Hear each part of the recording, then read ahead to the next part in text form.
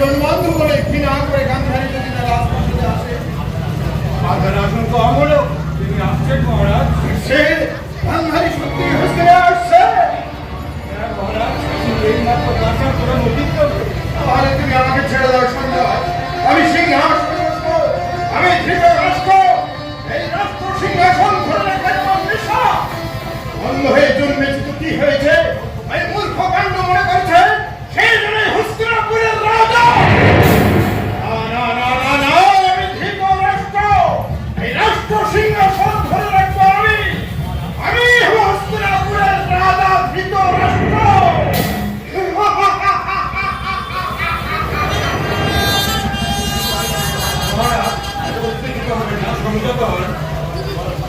সঞ্জয় বলো, রাজকুমারী গান্ধারী কি হস্তিনা রাজপ্রাসাদে প্রবেশ করেছে? সঞ্জয় এই মাত্র প্রাসাদে প্রবেশ করেছে।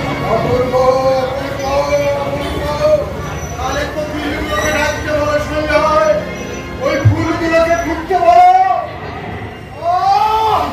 এই কোকিলগুলো ডাকছে না কেন? ওই ফুলগুলো ফুটছে না কেন? আকাশের চাঁদ আর কত দূরে সঞ্জয়। এখন তো সবাই মাত্র বিবাহ বিগ্রহ মহারাজ।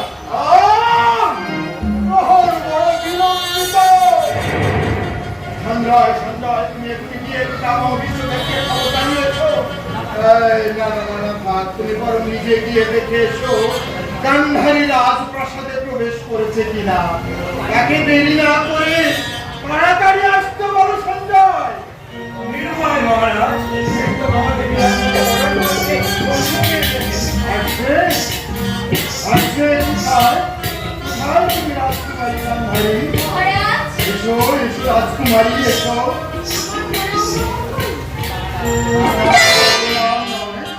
নাম নয় রাজকুমারী গান্ধারী, তুমি আমাকে আলিঙ্গন করো।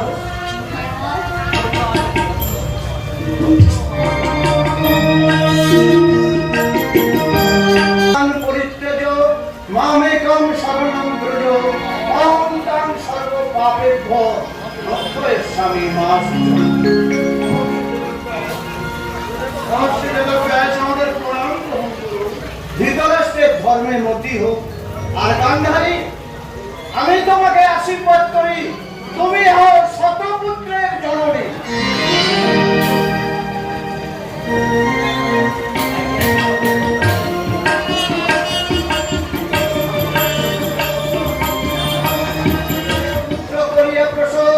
মহিষী হয়ে ওঠে গান্ধারী জননী। দুঃসহ নামেতে কন্যা জন্মে অবশেষে ধৃতরাষ্ট্র রাজার ঔরসে। পাণ্ডুর বিবাহ দিল বিশ্বমূর্তিমান, কুন্তী ও মাদ্রী দুই অনিন্দ সুন্দরী। কিন্তু হায় অভিশাপে বীর অকর্মণ্য বীর কহিলা রমণীদ্বয়ে, ক্ষেত্রজ সন্ধান করো তোমরা উৎপাদন। ধর্মংসে কুন্তী গর্ভে জন্মে যুধিষ্ঠির, মহাবীর ভীমসেন বায়ু বসে। ইন্দ্রের মিলনে জন্মে বীর ধনঞ্জয়, মাতৃগর্ভে জন্মে অবশেষে নকুল ও সহদেব।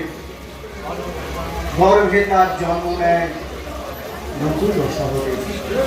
শ্রীকৃষ্ণের সহায় করে পাণ্ডুপুত্রগণ রাজসূয় যজ্ঞ করে আয়োজন।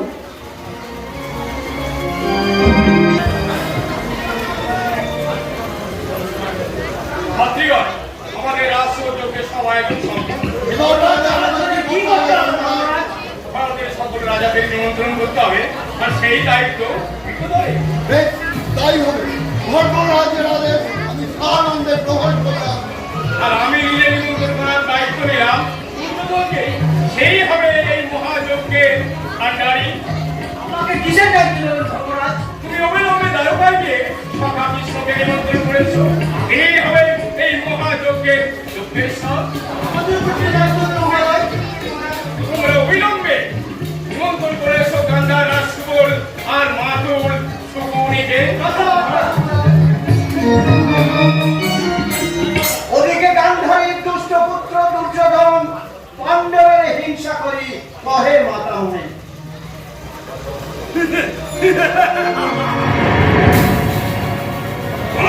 বলো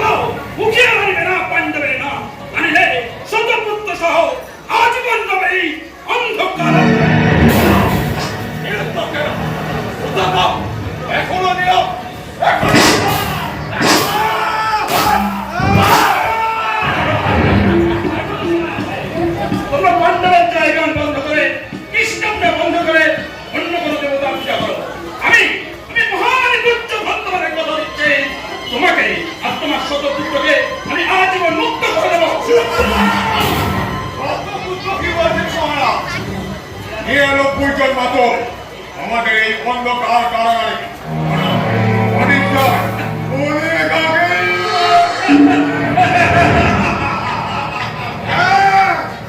সব শেষ হয়ে গেছে। তো আমি করবো টোটাল ধর্ম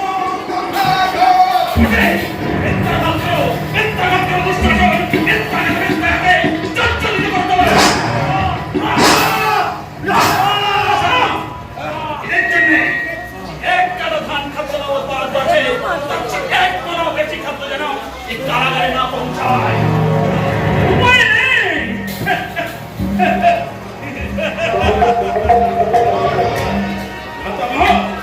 মৃত্যু ছাড়া তোমার কোন পথ নেই।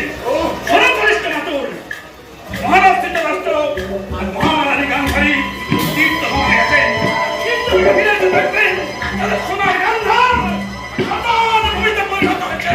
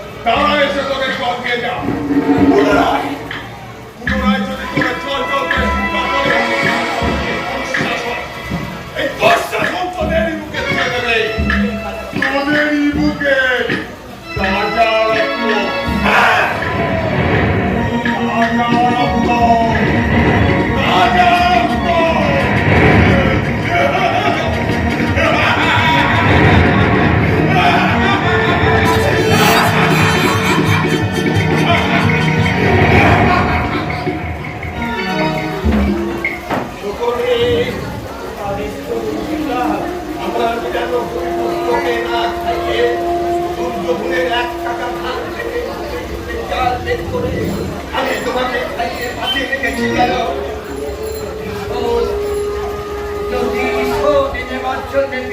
তবে তোমার মুখে প্রতিশোধের ভাষা কই? আমি তো আমার পিতা দাদি ছাড়া কিছুই জানি না পিতা। বেশ, তাহলে শোনো তোমার অবশ্য পিতার মুখে মাঝে ভ্রমণের মতো মরক সৃষ্টি করে এই কৌরবদের মাংস তুমি ভুগলের খাবে। হিংসার ছিন্ন ভিন্ন করে দেবে এই কৌরবদের মুখে মারো। মৃত্যুর পরে আমি তোমার চোখে দেখে যাবো আমার বন্ধু এই অস্ট্রেলিয়া নির্মাণ করবে ভারতের সর্বনাশ। যারা দেখে ভারতের মহামানবকে আতঙ্কে চমকে উঠে যার ভীষণ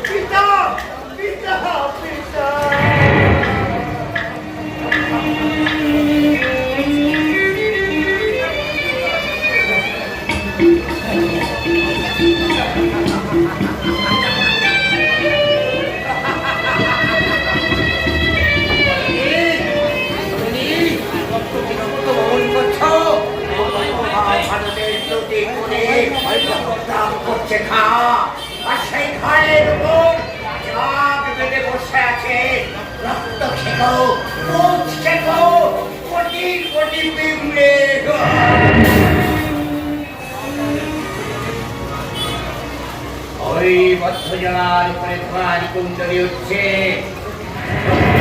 সর্বাঙ্গে ঘা করছে।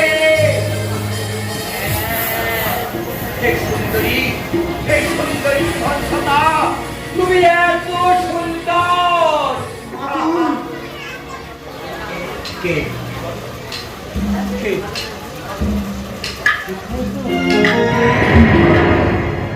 বলো, কি আনিয়াছ নৃপতির নতুন আদেশ? মুক্ত তুমি আজই হতে। কি বললে? মুক্ত মুক্ত আমি আছি।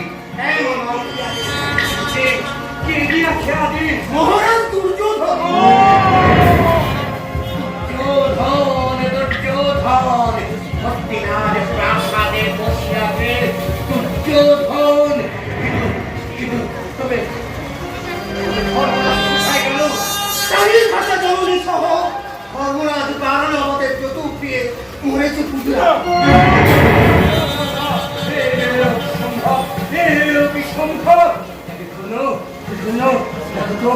আকাশে কি উঠে আছে রবি? হে মাতুল, ভ্রান্ত ধারণা দেব।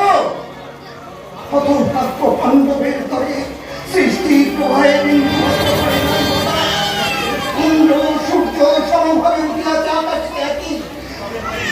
হ্যাঁ, তবে তবে মনে নাই যুধিষ্ঠির বললো ধর্মরাজ রক্তঘাতে মরিবে যেদিন, সেদিন চন্দ্র সূর্য আকাশে উঠিবে না।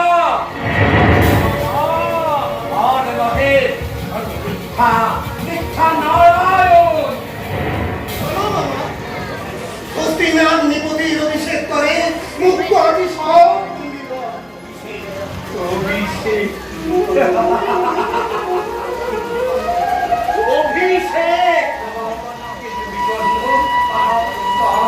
মুক্তি নেব। অভিহিতাদে দেবনা হরে পিতা সহমৃত মরুণ শতঘাতা পিপাসায় কণ্ঠবত প্রাণ একে একে ৬৯ জন আমার চোখের পরে রহিয়াছে অকাল মরণ।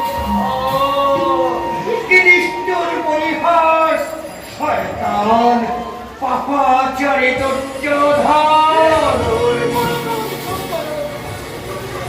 বসে প্রাপ্তা অমর করবে যে অন্যায় অত্যাচার সকল খাতা অস্ত্র ধরে প্রায় অস্তিত্ব করিব তাহা।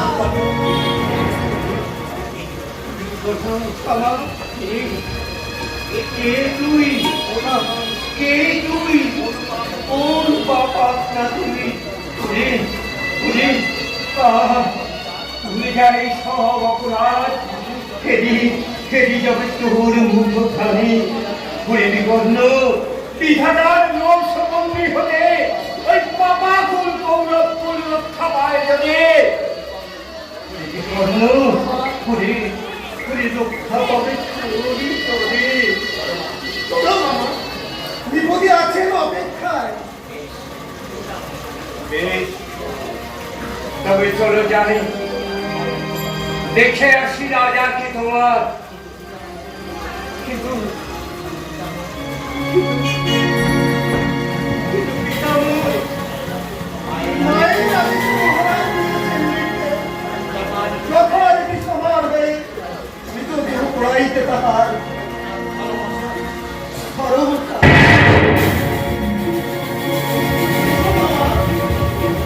মুখাগ্নি হইলে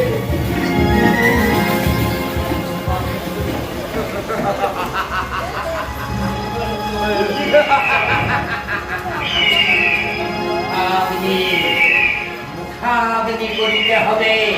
না না, প্রতিশোধ এনার সম্মুখে আমি করেছি শপথ। প্রতিশোধ চাই, ধ্বংস করি কৌরবকুল।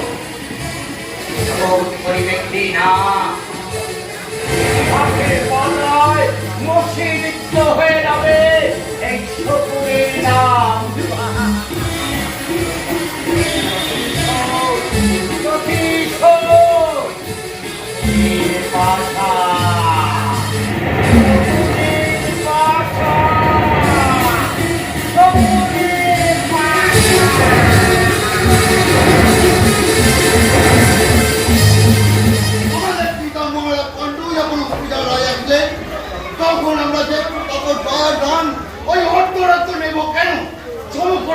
কি আমাদের প্রাপ্য নয়? না ভীমসেন, অর্থ রাজ্য যে আমাদের প্রাপ্য ভাই।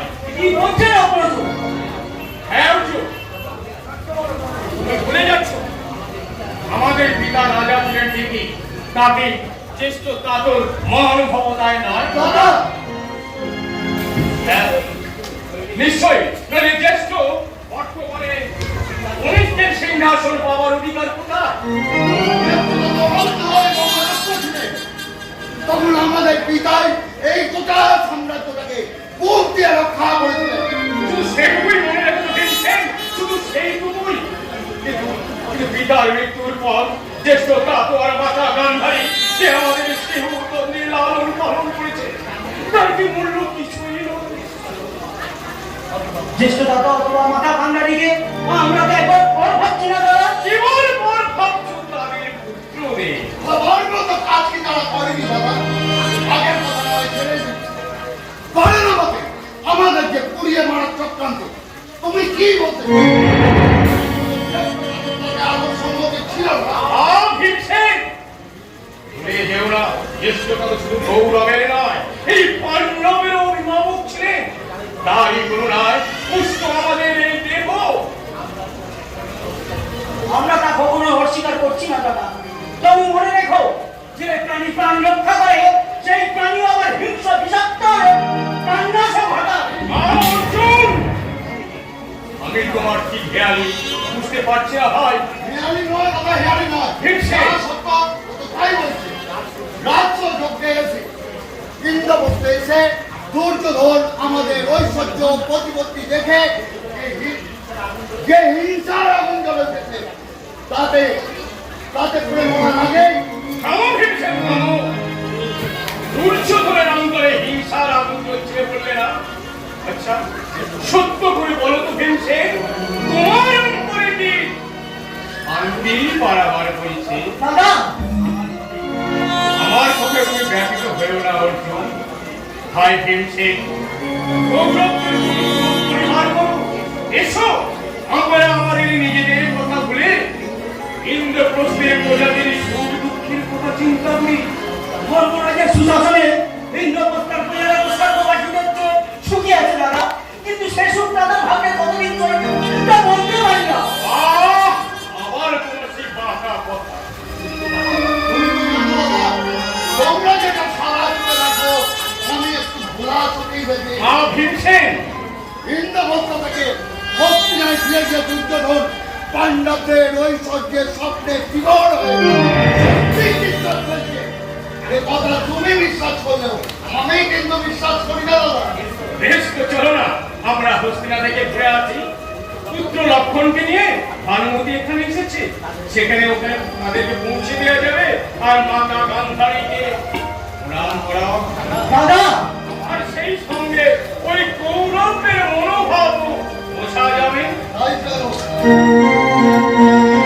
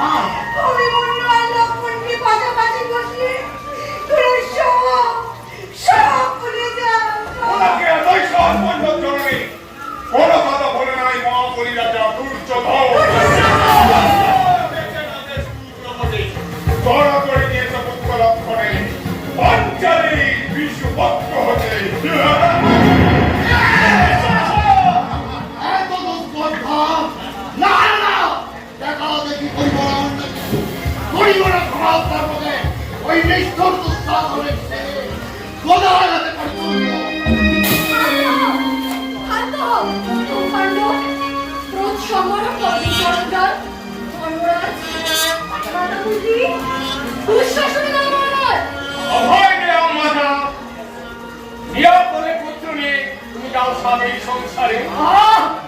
অর্জুনের ঘরে আজ কান্ডির নিধন ওই দুঃশাসনের মৃত্যু ফিরে গেল শিয়রে আছিয়া।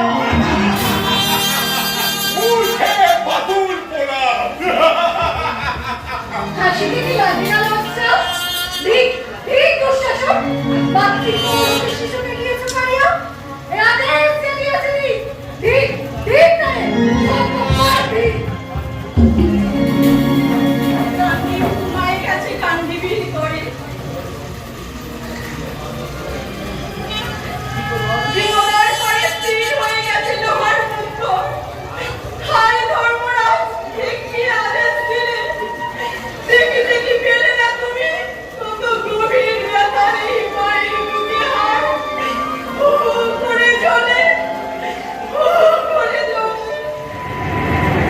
ওরে যুধিষ্ঠির, ওরে বিমর্চন, এর চেয়ে ভালো ছিল চরণের বক্ষ করে ছুঁড়ে দেয়া জ্বলন্ত আগুন, জ্বলন্ত আগুন।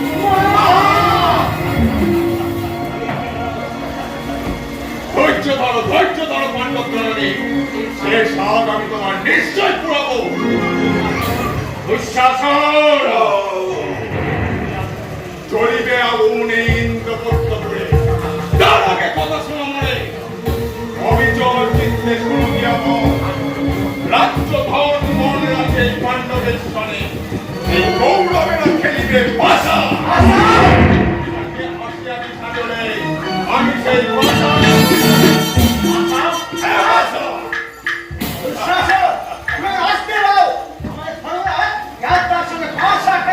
আমাদের মহারাজকে বলে দাও গিয়ে ধর্মরাজের প্রতিদ্বন্দ্বিতা করা সাহস যেন তিনি না করেন। আমি ধর্মরাজের কাছে জানতে চাই, তিনি এই আমন্ত্রণ গ্রহণ করিবেন? আমি বলেছি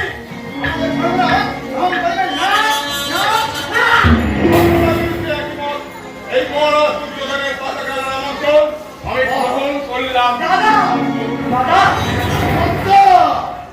যা ভেবেছিলাম ঠিক তাই, নিশ্চয়ই এর মধ্যে কোনো ক্রম সন্ধি আছে।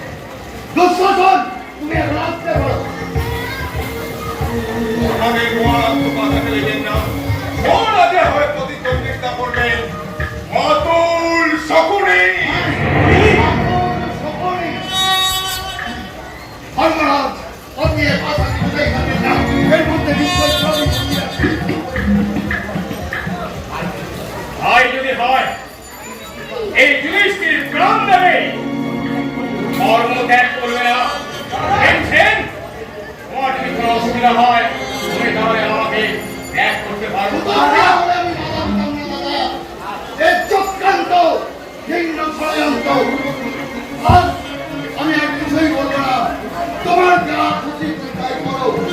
তোমার যা ভালো লাগে, একটা কথা বলে যাই, এই ভীমসেন তার আত্মজনক করবে সেই মেয়ে, চিরদিন তার দেহে আর প্রাণ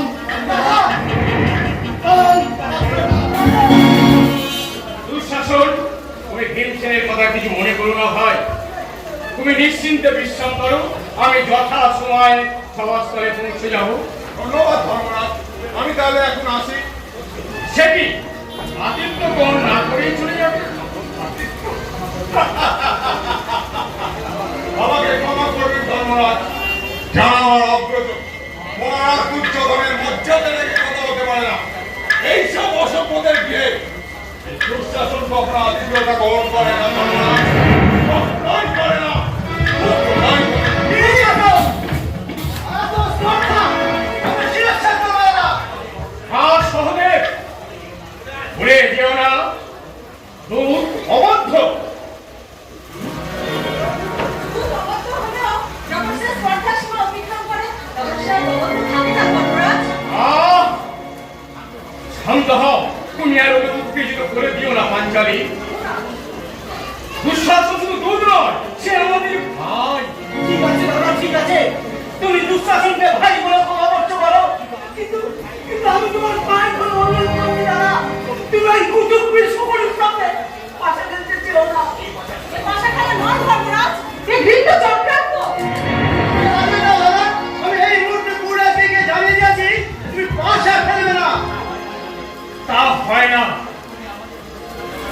তুমি আমাদের হস্তিনা যাবার আয়োজন করো। তবু তুমি বাসা ফেলবে ধর্মরাজ। আমি নিরুপায় দ্রৌপদী আমন্ত্রণ গ্রহণ যখন করেছি, ক্ষত্রিয় ধর্ম আমাকে পালন করতেই হবে।